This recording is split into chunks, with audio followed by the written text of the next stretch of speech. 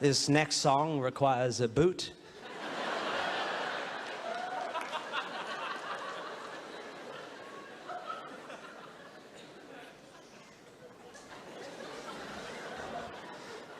If you're one of those people that finds the sort of bashing of religion and stuff tiresome or offensive, just give me 5 more minutes.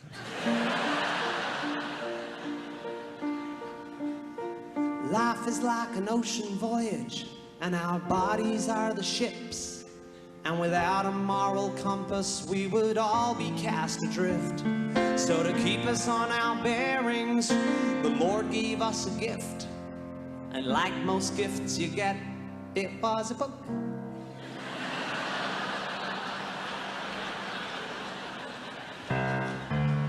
I only read one book, but it's a good book, don't you know? I act the way I act because the good book tells me so. If I want to know how to be good, it's to the good book that I go. Because the good book is a book, and it is good, and it's a book.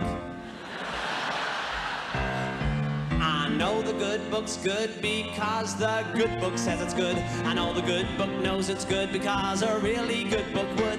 You wouldn't cook without a cookbook, and I think it's understood. You can't be good without a good book, cause it's good and it's a book, and it is good for cooking.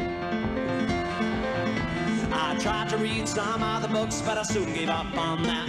The paragraphs ain't numbered and they complicate the facts. I can't read Harry Potter cause they're worshipping false gods and that. And Dumbledore's a poofter, and that's bad cause it's not good.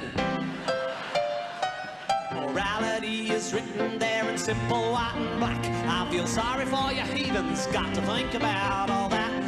Good is good and evil's bad, and goats are good and pigs are crap. You'll find which one is which in the good book, cause it's good and it's a book, and it's a book. Yeah, I had a cat, she gave birth to a litter.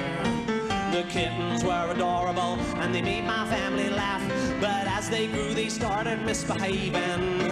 So I drowned the little fuckers in the bath.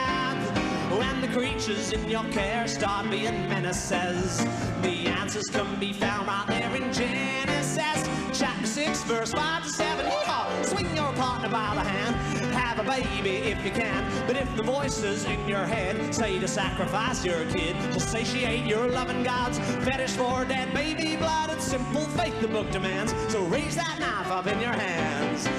Before the good book made us good, there was no good way to know if a thing was good or not that good, or kind of touch and go. So God decided he'd give writing allegoric prose a go. And so he wrote a book, and it was generally well received.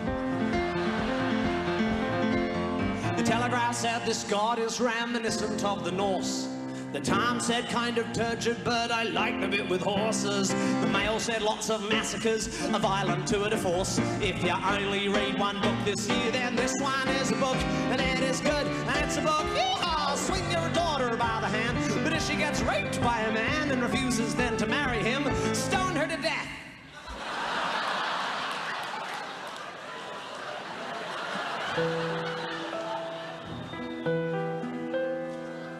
If you just close your eyes and block your ears to the accumulated knowledge of the last 2,000 years, then morally, guess what? You're off the hook.